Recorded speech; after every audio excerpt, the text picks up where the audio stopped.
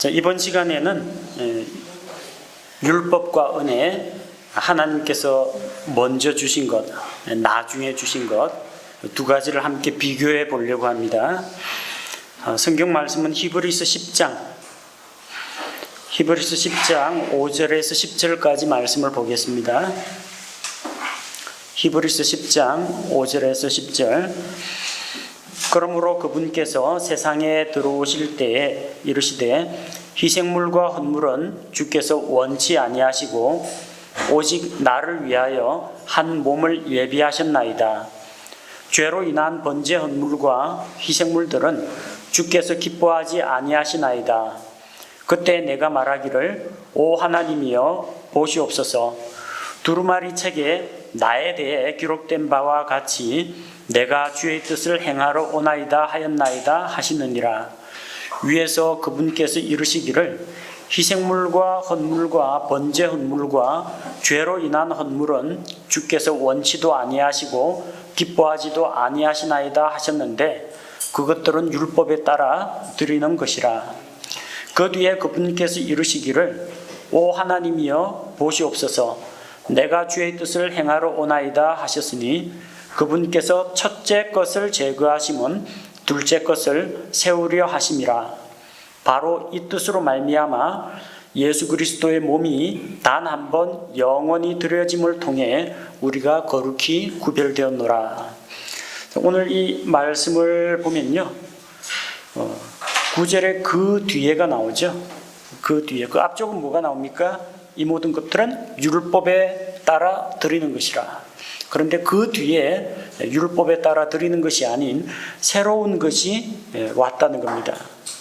새로운 것이 무엇입니까? 예수 그리스도의 몸이 단번에 드려져서 영원한 구속, 그리고 우리를 거룩해 하신 바로 그 사건을 이야기합니다. 성경에는 첫째 것과 둘째 것, 이걸 대조해서 보여주고 있습니다. 이스라엘의 율법 가운데 장자권 제도가 있습니다. 셈족 계열은 아마 거의 비슷한 모양입니다. 우리나라에도 장자 우선의 그런 원칙이 있죠. 일단은 큰아들 우선, 맏아들 장남이 우선이고, 장남이 집안에서 제사도 모시고 유산도 상속받고, 그리고 아버지가 어떤 아프거나 그럴 때 대신해서 권리를 행사하곤 합니다. 같은 셈족인 이스라엘에도 장자의 권리가 보장이 됩니다. 요즘은 민법에 따라서 각기 형제자매들이 균등하게 재산을 나누고 그러는데, 구약시대에는 이 큰아들 장자가 상속에서 우선권을 갖습니다. 그래서 두 몫을 받습니다. 더블 포션이라고 하는데, 예를 들어서 이제 아들이 5명이다. 그럼 재산을 6등분합니다. 6등분해서 두 몫은 장남이 가지고 나머지 4아들이 각각 한 몫씩 이제 가져가는 겁니다. 외아들일 경우에는 상속 문제가 없겠지만, 여러 아들이 있으면은 장남은 다른 형제들보다 2배를 갖도록 되어 있습니다. 이게 비단 상속에 있어서 많이 받는다, 그뿐만이 아니라 자기 가계를 누가 이을 것인가, 아버지의 이름을 누가 이을 것인가, 맏아들이 있게 됩니다. 가족 내에 의사결정을 내릴 때 장남이 발언권이 있습니다. 여러 가지 면에서 가정에서 장자권을 가진 사람이 발언권이 있고 영향력이 크다는 이야기입니다. 우리에게도 두 성품이 있습니다. 먼저 받은 성품이 있고 나중에 받은 성품이 있습니다. 처음에 우리는 태어날 때 타락한 아담의 본성을 가지고 태어납니다. 죄성을 갖고 태어납니다. 날 때부터 우리가 죄인으로 태어나고, 내 모친이, 나의 어머니가 죄 가운데 나를 수태하였나이다. 그 말씀과 같이 우리는 육신의 조상 아담으로부터 옛 성품을 물려받고 태어납니다. 그래서 엄마 뱃속에서 이 죄성을 가지고 태어나는 이 출생, 육신적인 출생이 우리의 첫째 출생입니다. 초태생입니다. 첫 출생. 그게 장자권을 행사합니다. 우리가 살아가는 동안 우리 육신이 우리 자신을 지배하고 우리에게 영향을 미친다는 겁니다. 자, 그런데 어떤 사람은 이 첫 번째 출생만 경험하고 그냥 죽어버리지만 구원받은 성도는 또 한 번의 출생을 경험합니다. 둘째 출생이 있어요. 예수 그리스도를 믿고 다시 태어나는 것, 곧 물에서 나고 성령에게서 나는 것. 물에서 나는 것은 엄마 뱃속에서 태어나는 것이요, 성령에게서 나는 것은 예수 그리스도를 믿고 하나님의 자녀로 태어나는 겁니다. 이 두 번째 출생에 의해서 우리는 새 성품을 물려받습니다. 아담의 타락한 본성이 아니라 하나님의 거룩한 형상을 본따서 지식에까지 새롭게 된 새 성품을 물려받게 됩니다. 하나님의 성품에 참여할 수 있는 그런 능력을 부여받습니다. 영적인 출생입니다. 물에서 나는 것에 이어서 두 번째로 태어나는 겁니다. 첫째 출생, 둘째 출생. 장남이 누구예요? 육신에 속한 것이 장남이고요. 둘째 출생이 성령에 의해서 태어난 새 사람, 이것이 둘째 출생입니다. 근데 그 안에서 옛사람과 새사람, 옛 성품과 새 성품이 우리 안에서 싸웁니다. 우리는 먼저 태어날 때는 육신으로 태어나기 때문에 육신이 장자권을 행사합니다. 그 영향력을 행사합니다. 우리를 주관합니다. 그런데 하나님의 은혜로 우리가 예수 그리스도를 믿고 다시 태어나면 새롭게 창조된 사람이 됩니다. 고린도후서 5장 17절, 그런즉 누구든지 그리스도 안에 있으면 그는 새로운 창조물이라. 새로 하나님의 자녀로 태어났습니다. 하나님을 믿지 않는 사람은 갈등이 없습니다. 그냥 자기가 타고난 자연인으로서의 그 본성을 가지고 본성을 따라 행하기 때문에 자기 안에서 갈등이 없어요. 죄를 짓고도 구태여 안에 성령께서 안 계시기 때문에 양심에 찔리긴 하겠지만 그 문제로 인해서 갈등하고 번민하지는 않습니다. 그런데 예수 그리스도를 믿고 구원받은 사람은 죄를 짓고 마음이 편치를 못합니다. 양심뿐만 아니라 우리 안에 성령께서 슬퍼하시고 탄식하시기 때문에 뭔가 좀 육신적인 걸 행하려고 하면 성령께서 가로막습니다. 근데 또 성령께서 영적인 동기력을 부여해서 내가 하나님을 위해 헌신하려고 하면 또 육신의 욕심이 또 그걸 가로막습니다. 이 안에서 서로 이제 경쟁을 하는 겁니다. 첫째 출생, 둘째 출생. 육신에 속한 옛사람과 성령께 속한 새사람이 계속해서 갈등을 일으키고 서로 대적하고 싸우는 겁니다. 그래서 갈라디아서 5장 17절에서 육신은 성령을 대적하여 욕심을 부리고 성령은 육신을 대적하나니 이 둘이 서로 반대가 되므로 너희가 원하는 것들을 너희가 능히 하지 못한다고 했습니다. 이런 갈등이 우리 안에 있습니다. 그리스도인들 가운데는 이것 때문에 고민하는 사람도 많습니다. 예수님 믿기 전에는 이런 고민을 안 해봤는데 예수님을 믿고 나서는 이런 육신적인 것과 영적인 것 사이에 갈등이 일어납니다. 건강한 현상입니다. 적어도 내 안에 성령께서 계시기 때문에 마음에 거북함이나 찔림이나 두려움 같은 게 있다는 거죠. 구원받은 사람에게 나타나는 그런 현상입니다. 그런데 이제 하나님께서 이 성경에 기록하신 것들을 보면은 첫째 아들이 갖는 그 장자권의 가치에 대해서 말씀하지만 묘하게도 먼저 낳았다고 해서 장자권을 받는 게 아닙니다. 둘째 아들이 장자권을 갖는 경우도 성경에 얼마든지 나옵니다.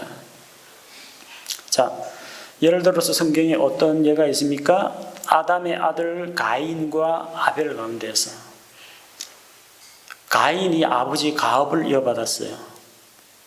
그래서 아버지를 따라 농부가 되었습니다. 예. 아담이 동산지기 역할을 했죠. 그 동산에 있는 나무 식물들을 가꾸는 일을 했습니다. 그걸 물려받아 가지고 가인은 땅을 가는 자, 밭을 가는 자, 가업을 이어받았습니다. 그런데 둘째는 가업을 물려받지 못하고 양치는 자가 되었습니다. 양 쳐봤자 양고기 먹지도 못합니다. 쓸 수 있는 거는 양털, 그리고 양 죽으면 양 가죽. 그다음에 하나님 앞에 희생 제물 드리는 거 말고는 양 키워봤자 먹질 못합니다. 양식은 형한테 의존을 해야 됩니다. 형이 실권을 쥐고 있어요.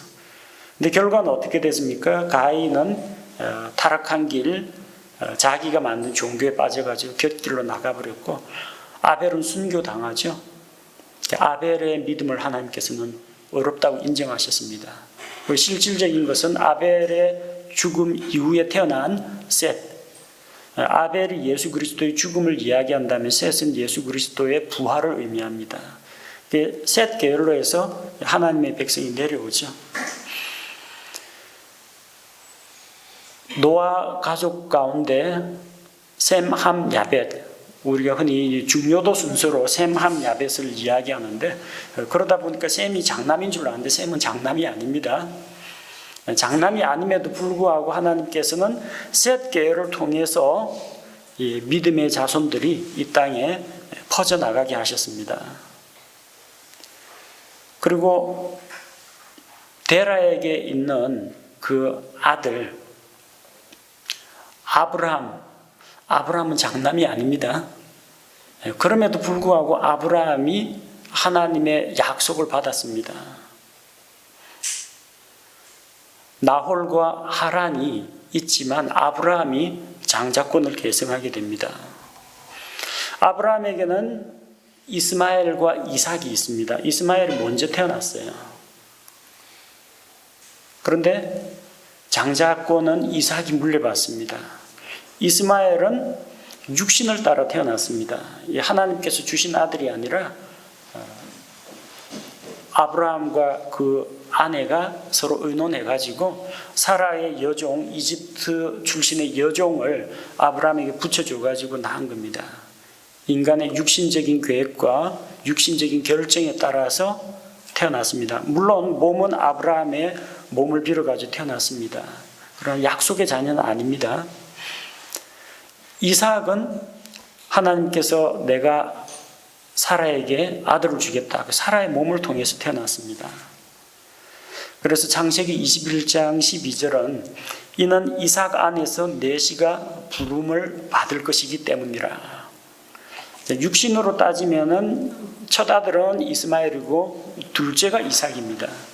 그러나 이삭이 약속의 자녀로 나중된 것이 율법과 육신이 아니라 하나님의 약속과 영적인 것이 나중에 모든 것을 물려받게 되었습니다. 자, 이삭과 리브가 사이에 야곱과 에서가 태어납니다. 에서가 장남입니다. 야곱은 차남입니다. 누가 약속을 상속받았느냐? 야곱이 약속을 받습니다. 물론 야곱이 편법으로 형이 배가 고플 때 죽과 빵을 가지고 장자권을 사고 장자의 축복을 가로채기 위해서 자기 어머니 리브가와 공모하고 아버지로부터 축복을 야곱이 가로챕니다. 그러긴 했지만 하나님께서는 믿음이 있는 야곱의 손을 들어주시고 야곱이 장자권을 갖고 약속을 물려받게 했습니다. 그리고 이스라엘에게도 아들들이 있습니다. 12아들이 있어요. 장남이 르벤입니다. 르벤, 시므온, 레위, 유다. 그 가운데 먼저 낳았다고 해서 장자권을 갖는 게 아니라는 걸 보여줍니다. 르벤은 장남이었지만 자기 아버지의 첩과 동침을 해서 아버지의 침상을 더럽혔습니다. 도덕적으로 이런 부실한 점이 발견되면 장자의 복을 받지 못합니다. 실제로 하나님의 약속, 메시아를 보낸다는 약속은 넷째 아들 유다를 통해서 이루어집니다. 둘째, 셋째도 있지 않습니까? 시므온과 레위. 시므온과 레위는 그 야곱의 딸 디나가 세겜에서 강간당한 그 사건으로 인해서 세겜에 있는 사람들을 죽입니다. 대량 학살을 합니다. 그래서 그들에게는 야곱이 축복 기도를 하면서 그들에게는 축복을 내리지 않고 내호나 그들의 집회에 참여하지 말라고 합니다. 그들은 잔인하게 살육하는 기계라고 합니다. 자, 르벤, 시므온, 레위는 죄로 인해서 축복에서 제외됐습니다. 유다가 약속을 계승합니다. 그러나 실제 장자의 권리는 누가 차지하느냐? 11번째 아들 요셉이 차지합니다. 유다가 아니고 요셉이 차지합니다. 메시아는 유다를 통해서 왕권이 내려옵니다. 그러나 장자의 복은 요셉이 받습니다. 뭘 보면 아느냐? 이스라엘 12지파죠. 각기 전부 한 몫을 받았습니다. 요셉은 더블 포션 2개를 받았습니다. 요셉 지파로 들어가는 게 아니라 요셉의 두 아들 에브라임과 므낫세 둘이 12지파에 자기 삼촌들하고 어깨를 나란히 합니다. 2몫을 가졌어요. 장자의 상속권은 요셉에게 주어집니다. 근데 그 요셉의 아들 가운데 에브라임하고 므낫세가 있어요. 므낫세가 장남입니다. 그래서 아버지가 죽기 전에 요셉이 에브라임과 므낫세를 데리고 아버지한테 기도를 받으려고 므낫세를 아버지의 그 오른손, 자기 왼손 해가지고 밀어넣고, 그 다음에 둘째 아들 에브라임은 차남이니까 아버지의 왼손이니까 자기 오른손으로 이렇게 데리고 나갔는데, 야곱이 기도할 때 손을 엇갈려가지고 오른손을 누구에게 얹습니까? 에브라임에게 얹습니다. 왼손을 므낫세에게 얹고, 요셉이 이거 잘못됐습니다. 그러자 나도 알고 있지만 하나님께서 에브라임을 더 강성하고 창대하게 하실 것이다. 그가 므낫세보다 더 많은 복을 받을 것이라고 합니다. 성경에 이런 사례들이 한두 가지가 아니라는 겁니다. 꼭 우리나라 흥부 놀부 같은 동화 이야기는 안 꺼내도 됩니다. 하나님께서는 이 차남 둘째 것을 높이고 첫째 것을 부끄럽게 만드시는 그런 일들을 보여주십니다. 자, 이런 것들이 의미하는 바가 뭘까요? 에덴 동산에서부터 시작해서 계속 이스라엘 역사, 구약의 역사 가운데 나타난 하나님 차남을 편애한다, 장남을 미워한다, 그런 이야기는 아닙니다. 첫째 세운 것이 부실하고 죄를 짓고 완전하지 못하면 하나님께서는 둘째가 안 되면 넷째가 안 되면 11번째를 세워서라도 완전한 자를 하나님께서 세우려고 하고 복을 주려고 하신다는 겁니다. 그래서 여기서 우리가 배울 수 있는 것은 먼저 난 첫째가 반드시 장자권을 갖는 게 아니라는 겁니다. 먼저 난 첫째는 어떤 존재입니까? 우리 안에 있는 타락한 아담의 본성을 가지고 있는 그런 존재입니다. 옛사람입니다. 근데 하나님께서 우리의 옛사람은 십자가에 못 박으시고 우리에게 하나님의 형상을 따라서 지식에까지 새롭게 함을 받은 새롭게 창조된 새 사람을 우리에게 주셨습니다. 우리 안에는 옛사람, 새사람이 있는데 내가 예수님을 믿기 전에는 새사람은 없고 옛사람이 그 지배권을 행사했습니다. 그러나 그리스도 안에서 새로운 창조물, 새사람이 우리 안에 자리 잡게 되면서 이 안에서 싸움이 일어나요. 마치 그 리브가 뱃속에서 야곱과 에서가 아웅다웅 하는 것처럼 이 안에서도 싸움이 일어납니다. 우리 속에서. 그래서 우리가 첫째 출생, 장남인 육신을 억누르고 우리 새 사람을 세워주고 성령님께 속한 이 새 사람을 따를 때 영적으로 승리하는 삶을 살 수 있다는 겁니다. 이게 첫째 것과 둘째 것이 이스라엘의 상속제도, 장자제도에만 국한되는 게 아니라 믿고 구원받은 성도의 옛사람과 새사람에게 적용이 됩니다. 이걸 조금 더 확대해서 적용을 하면 어디에 적용이 되느냐? 하나님께서 먼저 주신 율법과 그 뒤에 세우신 세상 속 언약과의 관계에서 이걸 살펴볼 수가 있습니다. 하나님이 이스라엘에게 율법을 주셨습니다. 율법 자체는 하나님의 말씀이기 때문에 완전합니다. 율법 그 자체가 어떤 하자가 있는 건 아닙니다. 순수한 하나님의 말씀이고 하나님의 절대적인 표준이 율법입니다. 율법을 지키지 못하는 사람이 문제인 것이지 율법 자체에 어떤 문제가 있는 건 아닙니다.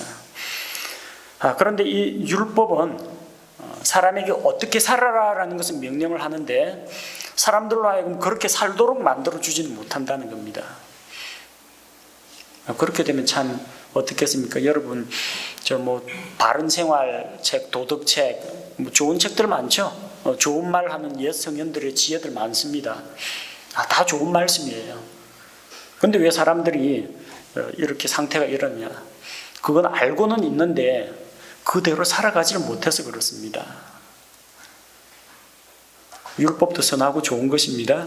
문제는 사람이 그 율법의 수준을 따라가지 못해요. 그러다 보니까 율법이 사람을 완전하게 만들어주지는 못합니다. 완전하지 못한 사람에 대해서 책망하고 정죄는 할 수가 있는데, 그래서 히브리서 7장 19절에서 말씀하는 바는 율법은 아무것도 완전하게 하지 못하였다고 합니다. 완전하게 하지 못했습니다. 오히려 율법은 온 세상을 죄의 저주 아래, 정죄 가운데 두었습니다. 로마서 3장 19절에 보니까 율법이 어떤 일을 했느냐? 모든 입을 막아 죄인들이 변명할 여지를 주지 않습니다. 각 사람의 죄를 율법이 밝히 드러내기 때문에 모든 입을 막아 온 세상이 하나님 앞에서 유죄가 되게 하려 함이니라. 말하자면 율법은 법조문을 완벽하게 꿰고 있는 검사와 같습니다. 법정에서 검사와 같습니다. 그래서 그 사람의 죄에 잘못한 것들을 꼬치꼬치 적발해가지고 하나님 앞에서 그를 고발하고 지적하고 이러한 형벌을 내려달라고 구형을 하게 되는 겁니다. 그 앞에서 피할 수 있는 사람은 아무도 없습니다. 그 결과 만약에 자기 죄에 대해서 누가 변호해 주지 않고 또 자기 죄를 가리지 못하게 되면 결국 죄의 삭신 사망의 형벌을 받게 되는 겁니다. 그래서 갈라디아서 3장 10절에서는 율법을 의지하고 율법의 행위에 속한 자들은 곧 율법으로 하나님 앞에 의롭게 되려고 율법으로 하나님께 인정받으러 나아가는 자들은 다 저주 아래에 있다고 했습니다. 죄의 저주 아래에 있습니다. 율법의 저주 아래에 있습니다. 그 율법은 죄인들을 정죄하고 죽였습니다. 심지어 그 이스라엘의 율법에 의해서 죄 없으신 하나님의 아들도 정죄당했습니다. 예수님께서 자기가 하늘로부터 내려온 살아있는 생명의 빵이라고 말씀하시고 나와 아버지는 하나이니라, 나는 하나님의 아들이라고 이야기하고 내가 곧 성전이라고 이야기하고 내가 장차 영광의 보좌에 앉아서 온 세상을 심판한다고 이야기하니까 율법에 의하면 이런 말을 하는 자는 신성모독에 해당된다. 신성모독에 해당되는 자들은 어떻게 하느냐? 죽이는 것이 마땅하다. 그래서 이방인들의 손을 빌어서 나무에 달아 죽였습니다. 갈라디아서 3장 13절. 구약의 율법에 의하면 나무에 달려 죽는 자는 하나님께 저주를 받은 자라고 했습니다. 그 율법의 저주를 예수님께서 친히 담당하셨다는 겁니다. 그게 율법의 한계입니다. 율법은 하나님의 말씀이고 거룩하고 의롭고 완전한 것입니다. 그러나 그 율법이 사람을 구원하지는 못했습니다. 이제 율법이 하지 못하는 일을 구원자이신 예수 그리스도께서 하셨습니다. 예수님의 선하고 거룩한 삶, 예수님에게는 흠을 잡을 데가 없었습니다. 가까이서 지켜보던 예수님의 제자들 거의 3년 반 동안 따라다니면서 지켜보았습니다. 여러분 일주일에 한 번씩만 저 만나지 말고요. 한 24시간 저하고 같이 생활을 하다 보면은 약점과 허물이 많이 발견될 겁니다. 제 약점은 제 아내가 잘 알고 있습니다만, 예수님의 제자들이 그렇게 예수님하고 같이 있었는데 뭐 잘못한 게 있으면 뭐 수군거리는 말이라도 나올 법하지 않습니까? 근데 제자들은 주님의 삶에서 흠을 찾을 수가 없었습니다. 예수님만 따라다녔어요. 바리새인들도 따라다녔습니다. 제자들은 배우로 따라다니고, 바리새인들은 혹시 율법을 범하는지 안 범하는지, 안식일에 병 고치는지 안 고치는지 예수님을 시험하고 관찰하고 책 잡으려고 엿보고 있었습니다. 그래서 예수님이 손을 안 씻는다 탁 지적하고, 예수님 제자들이 저기 곡식 이삭을 안식일에 탈곡해가지고 수확하고 탈곡해가지고 먹는 걸 보고 당장에 비난을 했습니다. 그런 바리새인들이 따라다녔는데 나중에 대제사장이 공회를 소집해가지고 증인들을 모으는데 증인을 구할 수가 없어요. 예수님을 공격할 증인을 찾을 수가 없어요. 그들이 할 수 있는 말은 유대 종교하고 다르다, 조상들의 전통을 지키지 않았다, 그거 말고는 할 이야기가 없어요.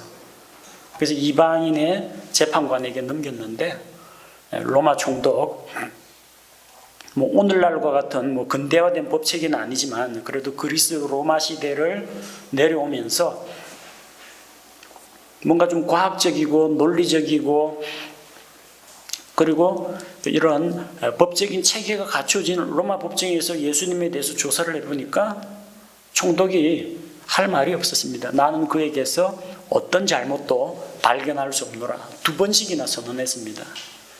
당시 세계를 지배하던 로마 제국의 이 하급 법원에서, 유대 지방에 있는 법원에서 무죄 선고를 받았습니다. 죄가 없으시다는 이야기예요. 율법은 이렇게 살라 하고 명령을 내립니다. 아무도 그렇게 살지 못합니다. 오직 예수님만이 율법에서 명하는 요구를, 아니 율법을 뛰어넘는 하나님의 사랑과 공의를 보여주셨습니다. 또 율법은 그 율법대로 살지 못하는 죄인들을 정죄해서 사형 선고를 내립니다. 죄의 삭은 사망이다, 사망을 요구합니다. 근데 예수님께서는 우리 대신 그런 율법의 저주들을 몸소 받으시고 우리 대신 율법이 요구하는 사망의 삭을 대신 지불해 주셨습니다. 내가 갚을 수 없는 생명의 값을, 자신의 죄 없는 생명을 대신 희생시켜서 하나님 앞에서 나의 죄값을 치러주셨다는 겁니다. 그래서 예수님께서는 율법의 행위가 아니라 하나님의 은혜를 통해서 우리가 믿음으로 구원받는 그런 길을 열어주셨습니다. 그래서 이제 율법은 예수님께서 다 이루셨습니다. 율법에서 행하라 하는 요구도 다 이루셨고, 율법에서 이렇게 행하지 못한 자는 죽는다 하는 그 율법에 의해서 정죄받은 사람들의 죄값도 예수님이 다 해결해 주었습니다. 자, 그러면은 이제는 은혜로 구원받았으면 다시 율법으로 돌아갈 필요가 없다는 이야기죠. 그럼에도 불구하고 유대교 율법주의로 돌아가려고 하는 사람들이 있었어요. 바울이 복음을 전하고 나서, 소아시아 지역에 복음을 전하고 나서 예루살렘에서 사도들이 보내지도 않았는데 유대인 율법주의자들이 바울이 복음 전한 지역에 다니면서 너희가 모세 율법에 따라 할례를 받지 않으면, 또 율법을 지키지 않으면 구원받을 수 없다고 가르치는 사람들 때문에 큰 혼란이 일어났습니다. 그 소아시아 지역 가운데에서 갈라디아 지방에 특히 그런 가만히 스며들어온 거짓 교사들, 율법주의자들이 교회에 들어와서 교회를 어지럽혔습니다. 그들 가운데에서 하나님의 은혜로 예수님을 믿고 성령을 받고 새 사람이 되었는데 거짓 선생의 그 가르침과 교리를 수용하고 율법으로 돌아가려고 하는 자들이 있었다는 겁니다. 갈라디아서 3장 3절에 너희가 그렇게 어리석으냐, 너희가 성령 안에서 시작하였다가 이제는 육체로 완전해지고자 하느냐. 분명히 그들은 예수님을 구원자로 믿고 받아들였습니다. 근데 다시 율법으로 돌아가려고 한다는 겁니다. 율법이 그들을 구원하지 못했기 때문에 예수님께서 오셨고 그래서 예수님을 믿은 거 아닙니까? 그런데 이제 또다시 율법으로 돌아가는 그런 어리석은 일을 범하느냐, 그걸 책망하고 있었습니다. 구원은 은혜로 받고 구원을 유지하는 것은 율법으로 하려고 하는 오늘날 이 종교인들하고 비슷합니다. 바로 이 히브리서의 수신자에 해당되는 이 사람들도 갈라디아 교인들하고 비슷한 문제를 안고 있었다는 겁니다. 뭔가 좀 멋진 성전이 있고 엄숙 경건 거룩한 종교적인 분위기가 좀 있고 우리와는 좀 구별되어 있는 이 화려한 옷을 입은 제사장이 탁 나와서 집례를 하면 뭔가 좀 폼이 나고 종교의식, 예배를 드렸구나, 이런 맛이 나는데, 이 기독교 그리스도를 믿는 신약교회 안에는 그런 게 없다는 겁니다. 다시 그런 쪽으로 돌아가려고 하고, 또 동족과의 마찰을 피하기 위해서 형식적으로 그냥 율법의 모양을 흉내내고 따라가려고 하는 그런 자들이 있고, 핍박을 피하기 위해서 할례 받을 필요가 없는데도 일부러 자신과 자신의 아이들에게 할례를 행하고 유대인인 척 하면서 동족들의 핍박과 따돌림을 면하려고 하는 그런 자들이 있었다는 겁니다. 그래서 이런 사람들, 율법주의로 회귀하려고 하는 그리스도인들을 경계하고 있는 겁니다. 그들은 지나온 이스라엘 민족의 실패 경험담을 다시 살펴봐야 됩니다.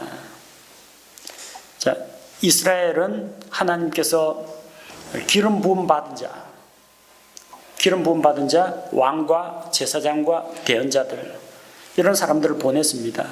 왕은 그들을 정치 행정적으로 다스리는 일을 했고, 제사장들은 그들의 종교 생활을 규제했고, 대언자들은 지도자나 백성의 죄 문제를 지적하고 하나님의 말씀을 선포하고 가르치는 역할을 했습니다.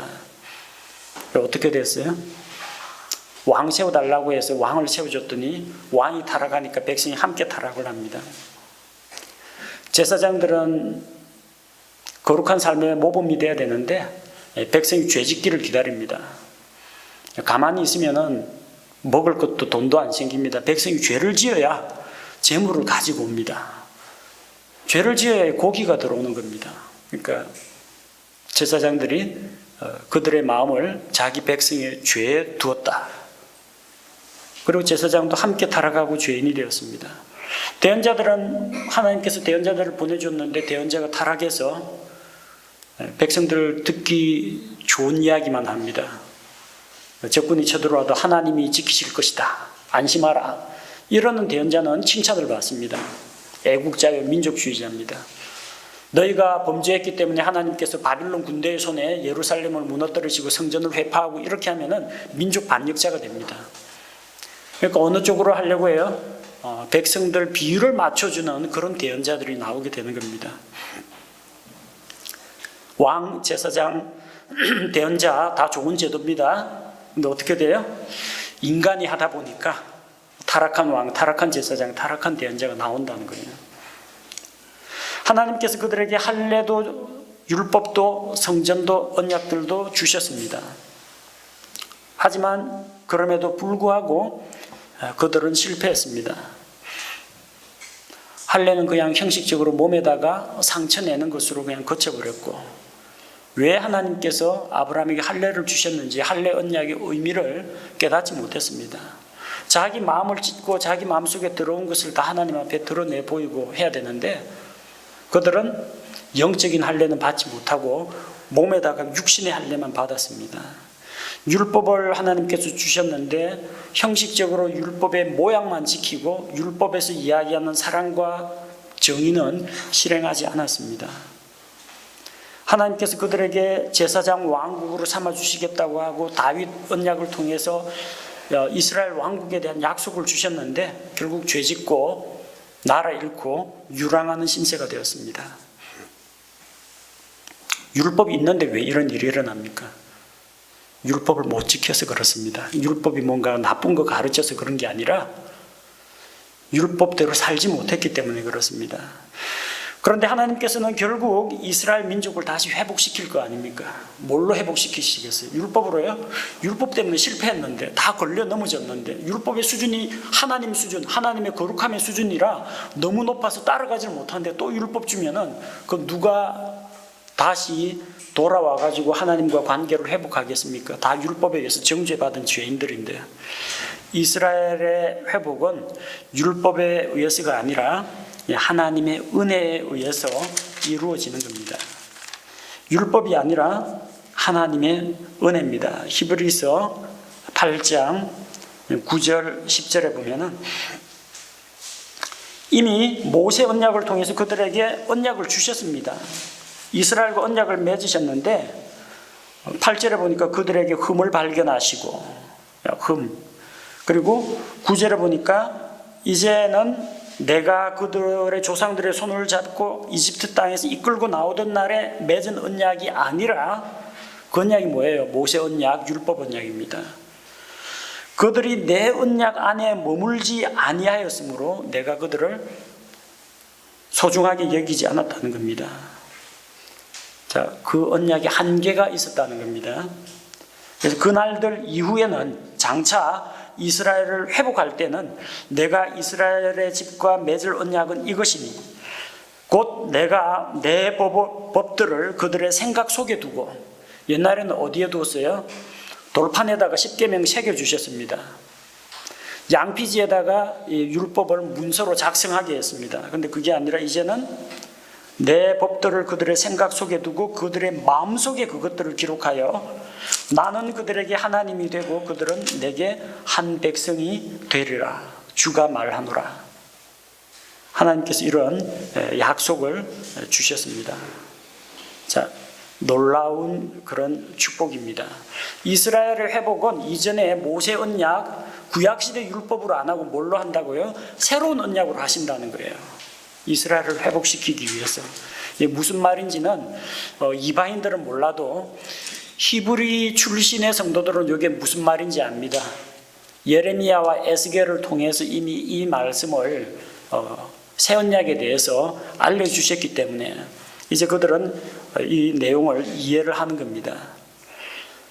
왜 율법이 완전하고 그들에게 유효하다면 또다시 율법을 주면 될 텐데 왜 이전 율법 대신에 새로운 언약을 세우고자 하시느냐? 흠이 발견되었기 때문에, 이전 율법에 한계가 있기 때문에, 그 한계는 율법 자체 조항에 문제가 있는 게 아니라 사람이 율법을 못 따라가서 그래요. 그래서 은혜로 구원받는 길을 열어주신 겁니다. 그래서 은혜로 말미암는 구원, 율법의 행위를 보지 아니하시고 하나님의 은혜로 값없이 얻는 구원을 주셨는데, 구원은 은혜로 받고 구원을 유지하는 데는 율법의 행위로 돌아가는 자들이 있다는 겁니다. 갈라디아 교인들하고 같습니다. 여러분 성경 읽으면 고린도 교회에 있는 성도들 이야기 나오고 하나님께 성도라 부르심을 받은 자들에게 문안하노라, 로마에 있는 성도들에게 문안하노라 하는데 갈라디아서에서는 성도라는 말이 안 나옵니다. 혼합주의. 반은 믿음, 반은 율법, 이도 저도 아닌 그런 상태입니다.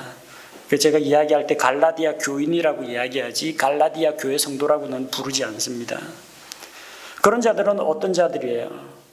하나님의 은혜를 힘입어서 구원을 받고 살아가는 것도 하나님의 은혜로 믿음을 통해서 경건하게 의롭게 헌신하면서 승리하면서 살아가야 하는데, 구원받은 이후에는 자기 힘으로 살아가려고 하는 겁니다. 자기 노력으로 율법을 지켜 행함으로써 하나님 앞에 인정받고자 한다는 겁니다.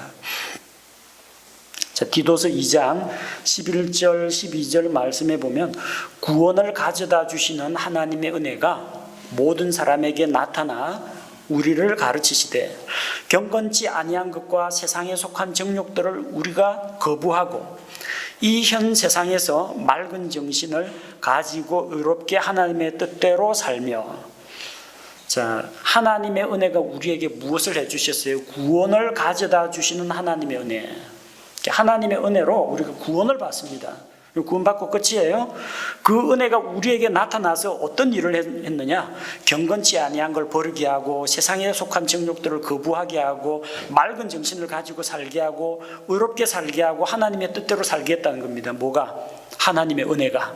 내 노력이 아니요, 율법이 아닙니다. 하나님의 은혜가 나로 하여금 그런 믿음 생활을 하게 해준다는 겁니다. 은혜가 구원받는 데만 필요한 게 아니라는 거예요. 구원받는 데도 필요하고, 우리가 영적으로 성장하고 거룩한 삶을 살아가게 하는 것도 우리에게 나타나신 하나님의 은혜가 그렇게 만들어 주신다는 겁니다. 그래서 율법이 아니라 은혜를 의지하라는 겁니다. 옛 상속 언약은 조건부 계약입니다. 너희가 이렇게 살면 이런 복을 주겠다. 이렇게 살지 못하면 징계를 받아가지고 너희가 재앙을 만날 것이요, 나라를 빼앗길 것이요, 너희가 포로로 사로잡혀 갈 것이요, 이런 저주가 같이 있는 겁니다. 그 옛 상속 언약을 세울 때는 짐승의 피로 세웠습니다. 그래서 모세가 시내산에서 율법의 말씀을 받고 백성들에게 율법 조항을 딱 일러주고, 백성들이 우리가 그것을 지킬 수 있습니다 하고 다 동의했어요. 그래서 짐승 희생물을 잡아가지고 율법책에 뿌리고 백성들에게 뿌리고, 그날로 이 조건으로 하나님과 계약을 맺어서 하나님이 너희를 자기 백성 삼으셨다. 너희가 하나님을 주 하나님으로 인정하라. 계약이 체결됐습니다. 피로 세웠습니다. 새 상속 언약은 예수 그리스도께서 십자가에서 흘린 피로 세우셨습니다. 그 짐승의 피는 죄를 제거할 수 없었습니다. 죄를 덮어두기만 했습니다. 피와 같이 붉은 죄, 붉은색 피로 덮어두기만 했습니다. 그러나 예수님의 피는 죄를 제거했습니다. 짐승 피는 한 번 사용하면 그걸로 끝입니다. 부패하고 썩고 다 말라붙어가지고 다시 쓸 수 없습니다. 죄 지으면 또다시 살아있는 짐승을 또 잡아와야 합니다. 그러나 예수님의 피의 효력은 영원합니다. 영원한 구속을 이루셨습니다. 짐승의 피는 사람을 깨끗하게 하지 못했습니다. 그러나 예수님의 피는 우리를 죄로부터 정결하게 합니다. 더 뛰어난 피를 가지고 우리를 정결하게 하시고, 그 뛰어난 피로 새 상속 언약을 세워주신 겁니다. 율법이 하지 못하던 일들, 율법의 한계가 있기 때문에 새 것을 주셨다는 겁니다. 첫째 아들 율법이 못하는 것을 둘째로 온 새 상속 언약이 완성을 해줍니다. 자, 이 상속 언약이라고 했는데, 이 언약이란 말은 그 유언입니다. 언약이라는 게 약속 프라미스라든지 커버넌트라고 하지 않고요, 테스트먼트라고 합니다. 테스트먼트는 유언입니다. 그래서 뉴 테스트먼트, 올드 테스트먼트, 구약, 신약 이야기할 때 정확하게 번역을 하자면은 옛 상속 유언, 새 상속 유언, 이렇게 불러야 맞습니다. 그런데 유언 하니까 꼭 뭐 사람 죽는 것 같잖아요. 그래서 그냥 약속, 상속 언약 줄여서 그냥 언약이라고 부릅니다. 유언은 유언한 자가 죽어야만 효력을 발휘합니다.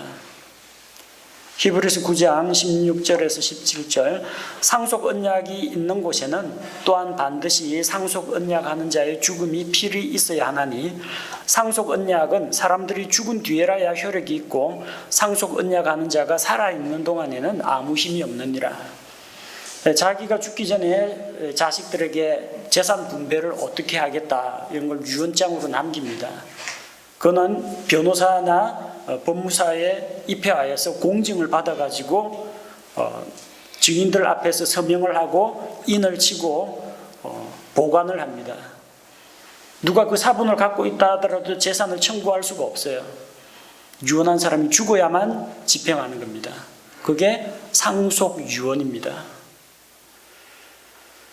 바로 이 새 상속 유언, 새 상속 언약도 예수님의 죽음을 통해서 효력을 발휘합니다. 예수님께서 십자가에서 죽으심으로 말미암아 새 상속 언약의 시대가 열리게 됩니다. 고린도전서 11장 25절에서 또 마태복음 26장에서 예수님께서 말씀하십니다. 이 잔은 내 피로 세우는 새 상속 언약이라고 하셨습니다. 예수님 자신의 피로 새 상속 언약을 세우셨기 때문에 예수님의 십자가 사건이 있고 나서 새 상속 언약의 시대, 신약 시대가 열리는 겁니다. 그 이전까지는 예수님이 지상 사역을 하고 계셨지만 구약 시대로 간주가 됩니다. 여전히 유대인들은 성전에 가서 희생물 드렸고 11조 했고 할례를 받고 안식일을 지키고 다 했습니다. 예수님 십자가 사건 이후부터 신약 시대가 열립니다.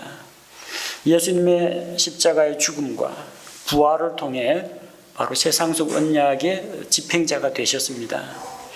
그분께서는 첫째 아들, 장자에 해당되는 첫째 언약을 무효로 만드시고 둘째 언약을 곧 은혜 언약을 세우셨습니다. 첫째 언약을 무효로 만든다는 것은 율법을 폐지한다는 이야기가 아닙니다. 폐지가 아니라 폐기, 효용이 다 했기 때문에 이제 버리는 겁니다. 율법 자체는 하나님의 말씀입니다. 폐지되지는 않습니다. 하늘과 땅이 없어진다고 하더라도 율법의 1.1획도 사라지지 않습니다. 다만 그것이 이제 우리한테는 적용이 안 된다는 겁니다. 왜? 우리는 옛 법의 구속을 받는 것이 아니라 새 법의 구속을 받는 존재이기 때문입니다. 첫째 언약 아래에서, 율법 아래에서는 온 세상이 정죄를 받았습니다. 왜? 모든 사람이 죄를 범하였기 때문에. 하지만 둘째 언약 아래에서는 예수님께서 자신의 피로 온 세상 죄를 대속하셨기 때문에 둘째 언약 아래에서는 모든 믿는 자들이 하나님의 자녀요, 상속자가 됩니다.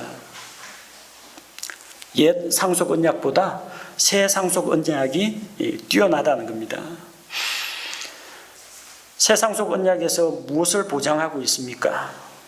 히브리서 10장 우리가 살펴본 16절에서 18절 말씀에 보면은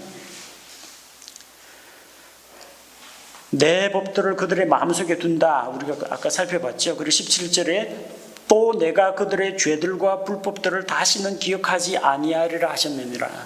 죄에 대한 완전한 사면이 보장되어 있습니다. 그리고 이제 이것들의 사면이 있는 곳에서는, 죄와 불법을 사면한 곳에서는 다시는 죄로 인한 헌물이 없다고 했습니다. 짐승 희생이 필요 없다는 겁니다. 예수님께서 자신의 피로 영원한 구속을 이루셨기 때문입니다. 새 상속 언약 아래에 있는 자들은 지성소 안에 있는 긍휼의 자리로 나아갑니다. 율법 아래에 있는 자들은 그 근처도 못 갑니다. 지성소는 고사하고 성소도 제사장이나 되어야 들어갈까 못 들어갑니다. 제사장도 아무나 못 들어갑니다. 지성소 안에는 대제사장이 속죄 일에만 들어갈 수가 있습니다. 그러나 그 옛 상속 언약이 아닌 새 상속 언약 아래에 있는 자들, 예수 그리스도의 피 아래에 있는 자들은 때를 따라 도우시는 은혜를 받기 위해 필요한 때마다 언제든지 은혜의 왕좌 앞에 담대히 나아갈 수가 있습니다. 옛 상속 언약 아래에서는 하나님의 그 존귀와 위엄 앞에서 모세도 심히 떨리고 두렵다고 했습니다. 시내 산에서 하나님의 영광 가운데 임하시니까.